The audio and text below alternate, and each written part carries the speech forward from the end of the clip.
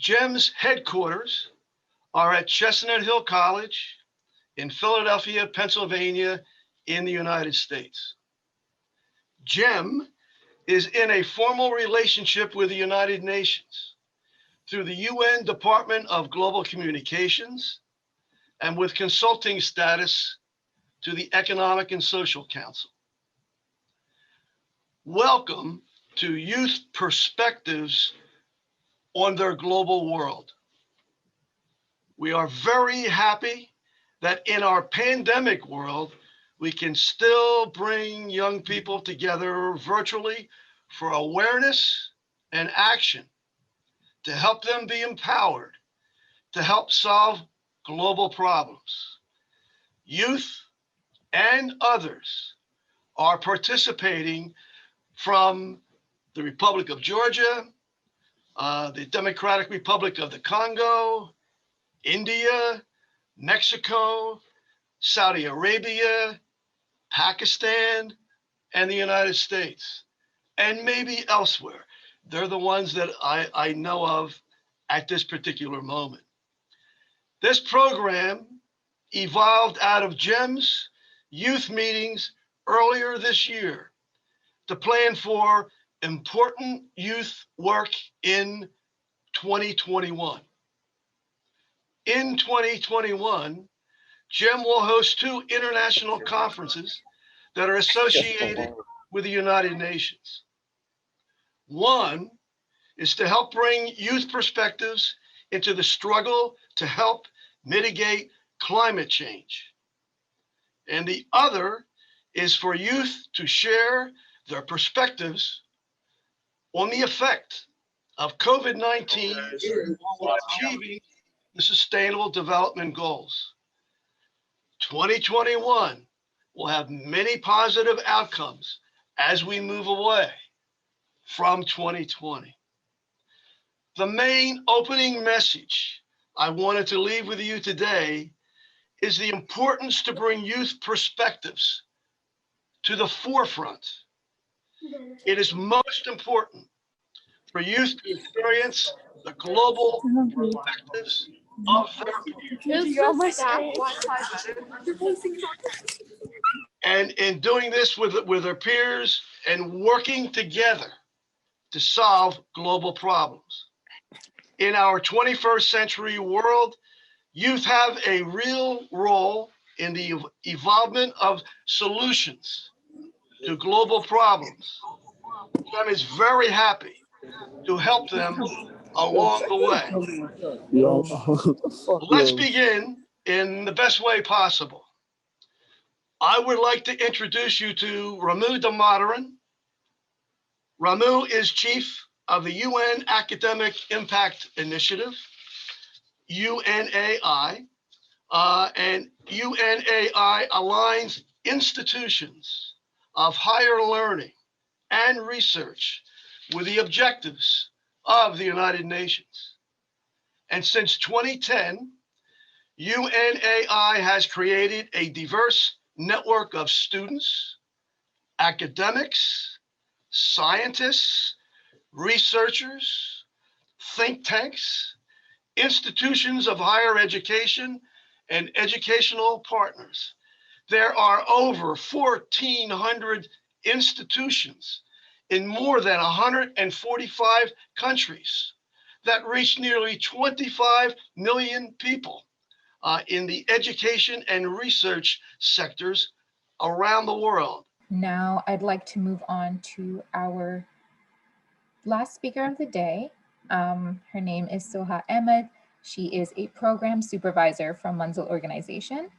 The organization is called Manzil Educational Organization based in Pakistan. She is a behavioral therapist who is specialized with children with ASD, autism spectrum disorder. So I'd like to hand over the floor to her now. She has a bit of a presentation for us, and I look forward to hearing what she has to say. Thank you, Javeria. Hello, everyone. My name is Sohaa Ahmed, and first off, I would like to thank Mr. Ramu for the amazing introduction he gave in the beginning. However, I would like to point out I am not a doctor, but in fact a behavior analyst, as Javeria has mentioned. And I am honored to be part of this conference today and represent Pakistan and Manzil. And I'm very thankful to Mr. Wayne and for Ms. Javeria for inviting me.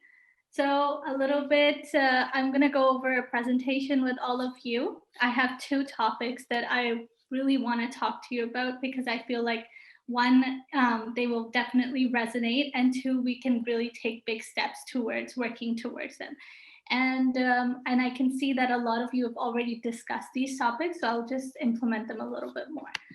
So Javeria, would you like? Yes, please, thank you. So my first topic is going to be on mental health, and then I will continue on talking about volunteerism and the importance of volunteerism. So let's get started.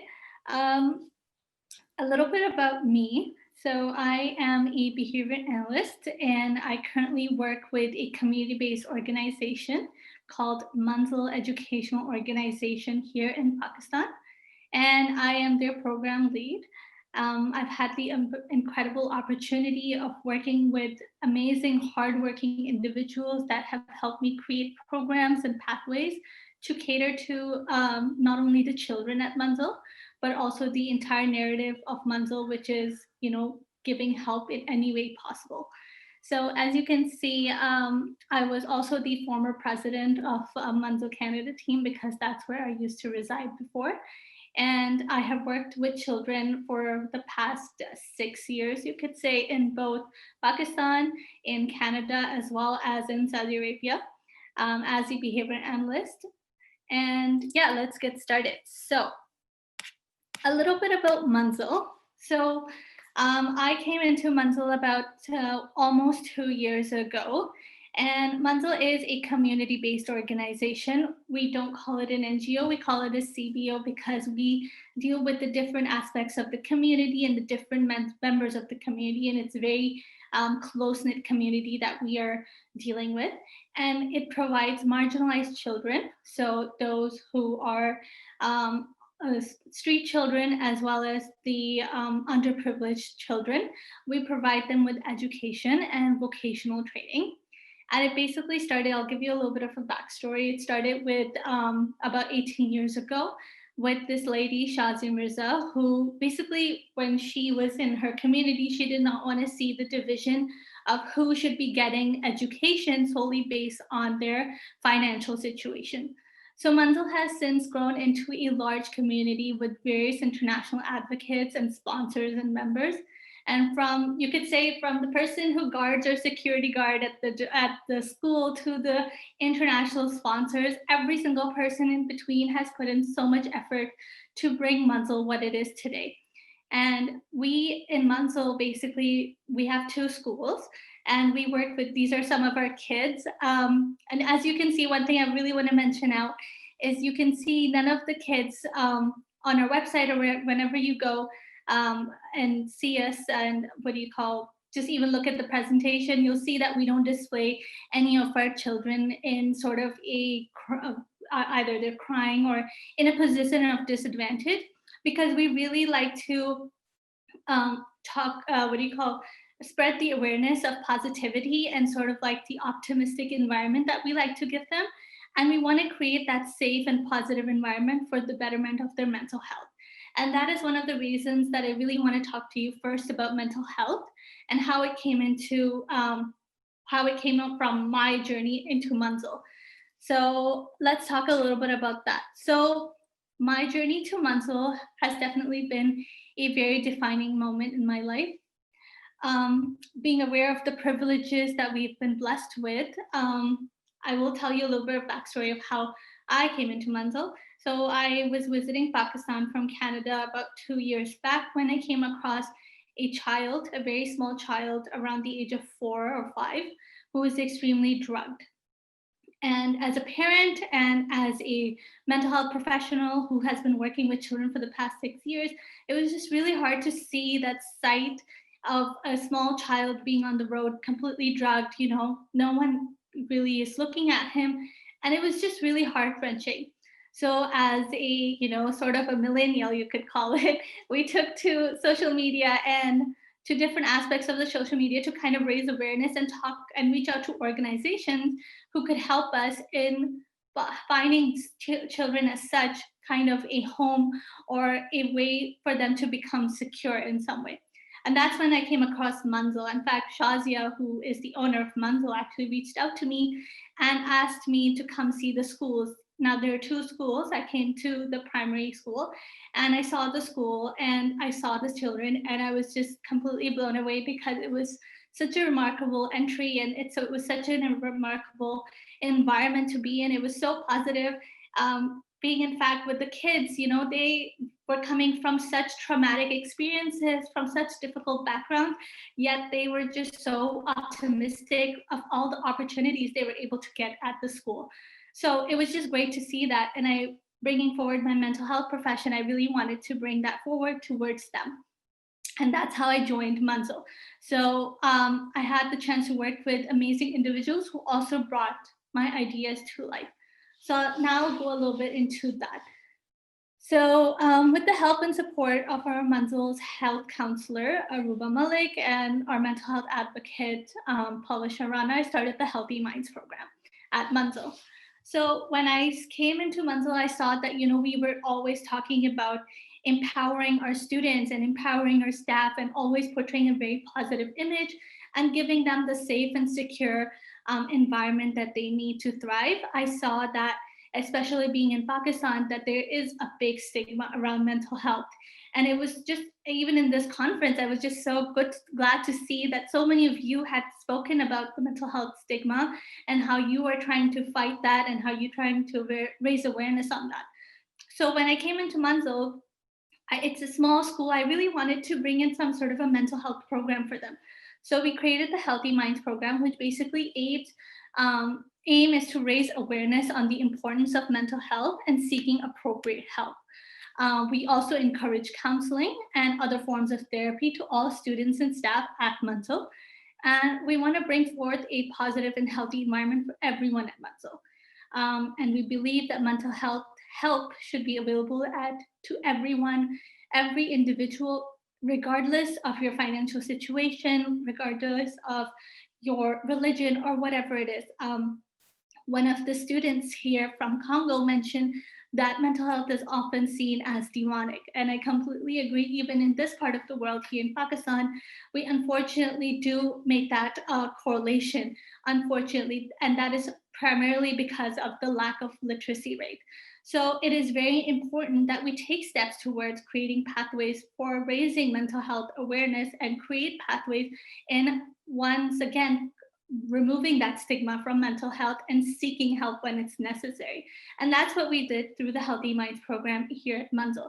And I'm so glad and so fortunate to say that the Healthy Minds program has been running so smoothly for the past 2 years. And we've been able to speak to various professionals. We have been able to talk about child abuse, sexual abuse, and so many other topics that are often seen as taboo in our community. And through the Healthy Mind program, we were able to have workshop on these topics, as well as speak to different people and even some different youths that came in into a workshop with the students. We also cater to our teachers' mental health needs. So we have a head counselor who is always available at the school that the students or teachers can come to.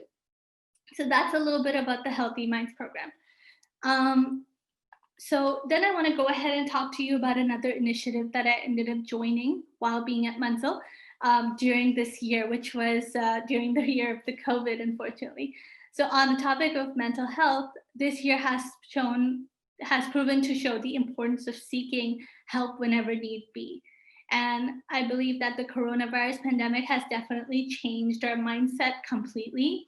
And there's been this huge influx in the number of individuals now seeking mental health help, as well as substance abuse help. Therefore, and we can see, according to the CDC, 40% of US citizens reported struggling with mental health as well as substance abuse. So we can see that we need to really advocate for these resources that are still kind of not available or not widely known towards the population.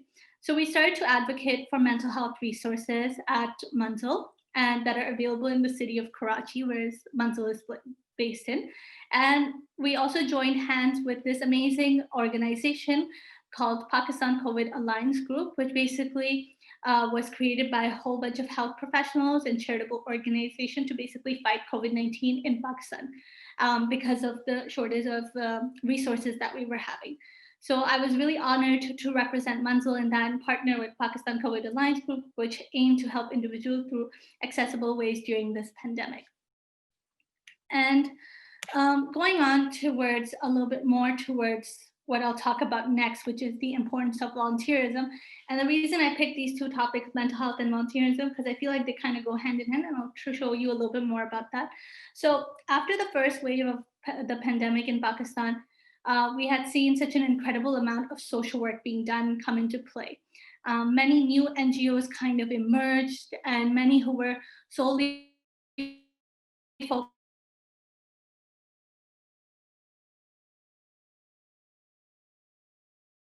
on mental health crisis.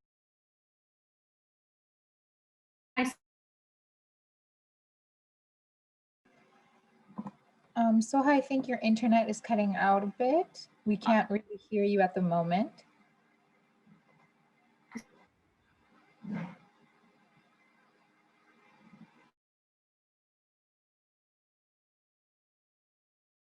In Pakistan, there was a tremendous increase in cases. It's surprising to me, even the different cases that are arising during this COVID situation, especially in regards to mental health. And it was really surprising to me when I saw this article, this research study that was saying that for every 500,000 patients in Pakistan, there was only one psychiatrist available, which is astounding because the cases are completely going up. And for 500,000 patients being one psychiatrist available, that should tell us that how much in need we need these resources. So this is basically, like I mentioned before, that it's due to lack of education, lack of education, neglect, and the stigma surrounding the topic of mental health and seeking help. However, when the alarming rise in cases did go up, we also saw alarming rise of young volunteers who decided to come forth and through their motivation and their passion, help the community as well as awareness on important issues such as mental health. So we decided at that time to create a program called the Youth Advocacy Panel at Manzil. And when I came up with the Youth Advocacy Panel idea, I kind of wanted to give the youth, which is you guys, your age group, a platform to basically talk freely about what you feel is really important. And I see that this platform is available here today. And I wanted to give this kind of opportunity to our smaller communities here in Pakistan and in Karachi especially. So we created the Youth Advocacy Panel basically from a motivation from a former volunteer of Manzil, Hafsa Khan, who basically, she being a young 16-year-old was just so passionate about talking about bullying and mental health resources and why there's no counseling in schools, like mentioned before as well today. So we wanted to give a platform to these students to talk freely and get them to also involve themselves into the community. So the three purposes of the Youth Advocacy Panel at Manzil is to give our well-versed youth the opportunity to raise awareness on issues that they feel are important to them. Two, to allow them to connect with the community on a much deeper level, which will also in turn help their internal state. And three, to motivate our youth on volunteerism for the advancement of their academic life. And I'll talk a little bit about these things. And we saw an incredible response from the youngsters who were eager to be part of this movement. They discussed issues such as bullying, mental stability, and ideas to kind of get more involved in their communities. And the feedback we received was incredible, and we plan to basically continue programs like the Youth Advocacy Panel every summer as an initiative to bring more youth to Manzil and get them more involved. So now I'm going to talk very briefly about volunteerism and why I'm bringing this topic up. So as we talked about mental health, you saw how important it is to bring awareness to it and talk talk about it and have that discussion, with your peers, with your family members, with your friends, and have that discussion that mental health is important. And when I need mental health, where am I supposed to go? What are my resources that are available? And I feel that, we can really gain that kind of those kind of resources through the ideas of volunteerism. So to my last point, which is the importance of volunteerism, volunteering work is, in my opinion, one of the most important experiences because it teaches you about your own personal development, but can also play a big role in your academic development as well. In terms of personal development, you may think that when you go into a volunteer position that you are bringing with you all the skills that you have learned throughout your life and giving it to someone else or helping someone with those skills. But in fact, you end up learning so much more about yourself and about different other skills that are definitely going to be carried on towards your lifestyle. So humility, selflessness, and patience are just some of the qualities that you may pick up. And in terms of academic progress, because obviously we all want to make sure that we get as far as we can, when you start applying for universities, there are several universities that will look at extracurriculars and the work that you've done. And later, many companies will also want to hear about your pro bono work and social work because it showcases the various transferable skills that you may have developed over the years. So I would really urge you to look into volunteering in your community, look into your neighborhood, and look into the people who are surrounding around you, or look into the people who come to work for you, and see what you can do to help them. And in the same way, I've seen such an incredible amount of NGOs that have come forward that are, raising awareness on mental health just through the power of social media. So I would really urge you to look into volunteerism, look into raising awareness on mental health. And yeah, that's my discussion for today. I really hope this small discussion opened up your mind on the importance of mental health and volunteerism. Javeria, if you could go to the next slide. My contact information is all there, as well as our Manzil website. And you can contact me through LinkedIn or through my email address. And I'm open to any questions that you may have.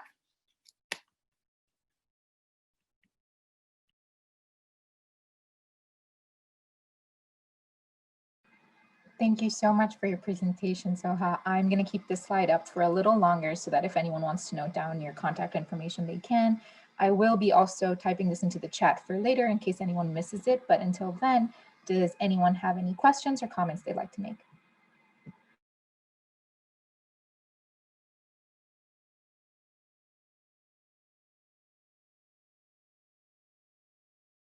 Yeah, so Rajiv from Lalaji Memorial American International School actually has a question. Is that fine right now?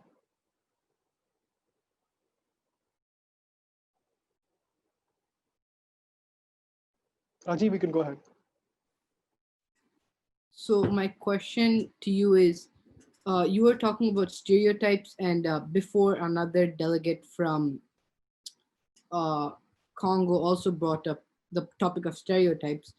So because you're specialized in mental health, I wanted to ask, do you think it will be possible to overcome the stereotypes that are there in our world today related to mental health and the entire idea of mental health not being a real thing, and the entire idea of viewing mental health from a different perspective? Do you think we'll be able to overcome these? And what role do you think youth have to play in terms of mental health other than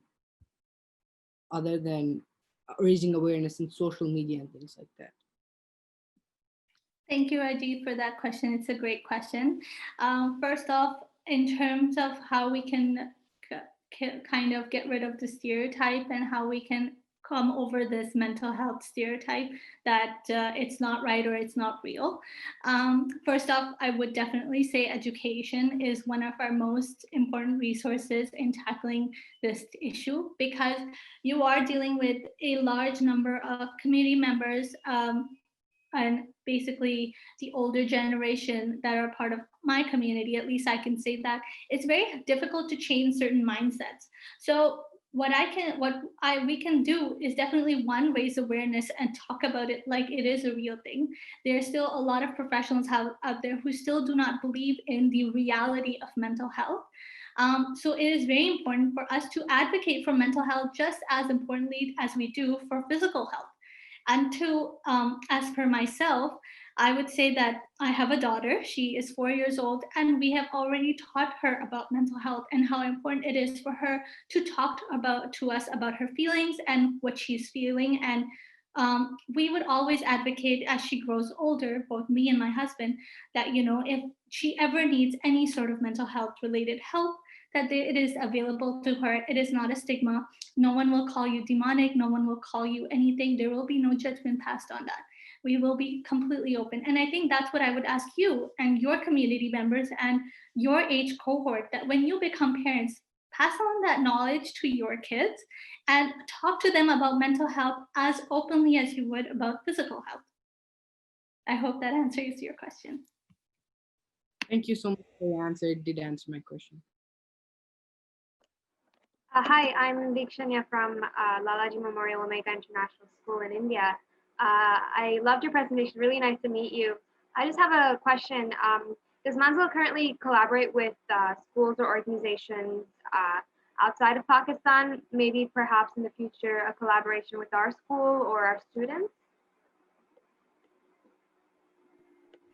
Absolutely. I think that would be a very amazing and very interactive step that we could take. Manzil is unfortunately still a very small community, group, and it is schools. So we are trying to collaborate with different schools here. And I think it would be awesome if we could even talk to your school and collaborate with you in the future. We would be definitely open to that. Awesome. Thank you. I see Dr. Khulud also wants to ask a question, I think. Yes, that's true. Thank you, Joaria. Thank you, Soha, for the fantastic presentation and the wonderful work that you do. And, I've been thinking about the question that you asked me, and now it's my time to ask you the same question. So when you introduced yourself to me, you mentioned that you are an alumni of Affet University. And when you, at the beginning of your presentation, you also mentioned that you did some work in Saudi Arabia related to mental health.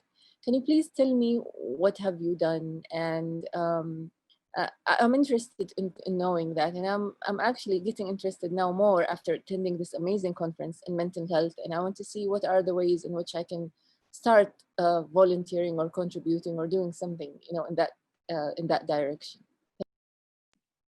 Absolutely. Thank you so much, Dr. Khulud. So basically, I transferred from Affet University back in the day to Western University in Canada. So I was there for 2 years. But when I graduated from Western, I came back to Saudi Arabia with a degree in psychology and a specialization in a special interest in the developmental cognitive neuroscience psychology. So when I came, I was offered a job at American International School of Jeddah, and we actually created the first program to accommodate children with ASD into our regular classroom.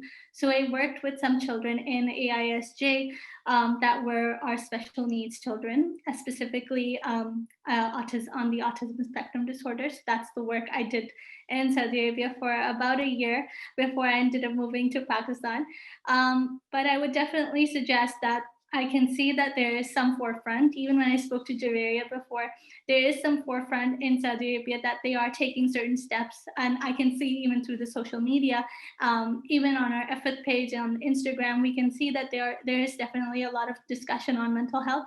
And I think that's kind of what we need to do, is provide the resources and let people know of the resources, because unfortunately, when we're in a community, we may even have so many resources, but we may not even know of them. Like me being in Pakistan, I did not know of the mental health resources up until recently that were available. So I think we need to just advocate for those resources and really bring forward the discussion and take off the stereotype and the stigma that is surrounded around mental health. I hope that answers your question. Fantastic. Thank you very much. Yes. No problem.